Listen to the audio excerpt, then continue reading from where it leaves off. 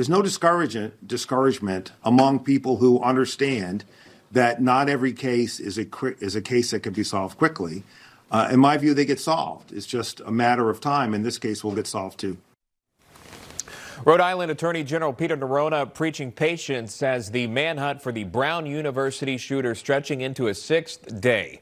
The AG projecting optimism that this case will get solved, even as questions and criticism regarding this investigation continuing to mount.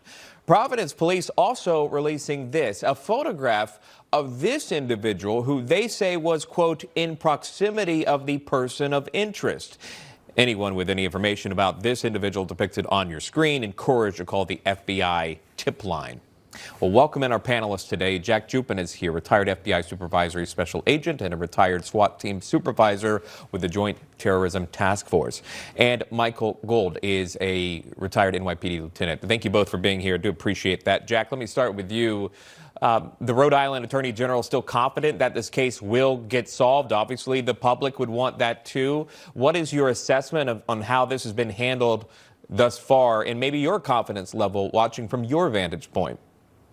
Yeah, I mean, as the Attorney General said, ideally most of these crimes do get solved eventually. That said, the longer that the time goes by, unfortunately, it makes it much, much more difficult for the investigators, for witnesses to recollect what they saw, what they heard. So it makes it's a challenge at best. Obviously, that individual who perpetrated this crime could probably be 2 blocks away, but he could also be 2 continents away already. It's going into day 6 or 7, I believe. And, that's a lot of time to lapse for an individual to make an escape to wherever he or she really wants to be. But obviously, I think we're looking for a middle-aged 30-year-old man. Yeah, Michael, our own Sarah Williamson pressed the AG during Wednesday's press conference on why most of the security camera footage is being withheld from the public. Watch this exchange.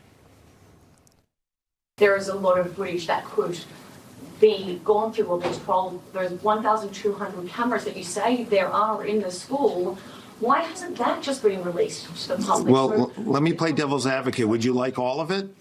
Why not? Well, because here's why. Because it doesn't tell us anything about who committed this crime yet. If we get a better image of who committed this crime, you'll have it. There is no effort to preclude the public, online investigators in the press, from getting to the result faster than we can. If you can identify this person faster than we can, have at it.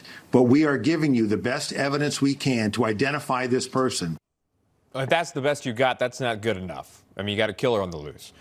A testy response, Michael, obviously, from the AG. I mean, they have their own PR issue on their hand with how they handled this thus far. I get that. But you have someone who is armed and dangerous. That from officials, not me, who's still out there. And Lord knows where he is at this point. You're talking about day 6 or 7. They could be anywhere. And that was confirmed. Michael, your thoughts here. Yeah, no, I completely agree. They could do a better job in their communications of this. Look, law enforcement walks a tightrope of releasing information not for investigative purposes. If they give out too much, it could jeopardize the case. If they give out too little, we all get suspicious. What's going on? We're so accustomed to things being resolved so quickly with digital technology that in the Luigi Mangione case, he left breadcrumbs of digital evidence from the crime scene to Central Park to a bus terminal. We don't have that here. It is a lack. This part about this old building didn't have cameras. It doesn't make sense. Old buildings can have new cameras. So there is a lack of what they're releasing as evidence, and that just makes us more questionable. And I understand that they have to be very careful. The second suspect, they're just saying he made contact with him. Hundreds of people made contact with him. What specifically do they want to know about this guy? And again, they could have they shouldn't be defensive in front of the news media. That's what I was getting at. Yeah, the defensive thing, you want to back off from that. I mean, obviously, you need the public's help, and you fumbled the ball at the beginning. We saw that happen.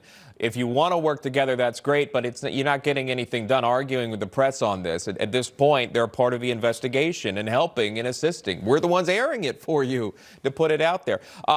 Jack, let me go back to you on they're not calling this person. Do we still have that photograph, by the way? This is from the police department. This is not a person of interest, is what they're saying, but this is a person that they believe has knowledge that was in proximity of the person of interest that we've seen on the surveillance footage. So those are two different people. This person, they say, hey, this just may be a witness and we just want to talk to them. Talk to us, Jack, about the strategy about approaching it that way versus saying, this is a suspect, look for this person, saying, hey, no, this could be a witness to the man on the left side of your screen in the surveillance footage. They may know something and they could help us. Jack, does that create a window of opportunity for investigators to get that person comfortable enough to come forward? Yeah, as far as I'm concerned, everybody's a person of interest. I don't rule anything out. I never did rule anything out in my investigations in the past. You have to look at every little piece of evidence you get. We don't know what this individual's involvement may or may not be. As you said, if the individual has nothing to hide, then just come forward and come talk to authorities.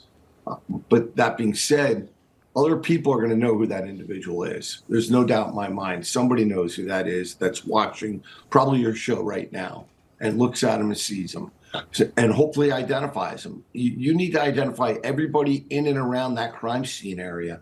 And, no stone should be left unturned and nobody should be ruled out as a suspect. FBI tip line, if you know who that individual is that is out there for you, you can call in with that information. Again, spanning between day 6 and day 7 on this investigation after 2 dead, 7 injured at Brown University there in Providence, Rhode Island. Jack Jupin joining us. Michael Gould, thank you very much. Thank you. So in his address to the nation, President Trump saying that the U.S. economy is bound to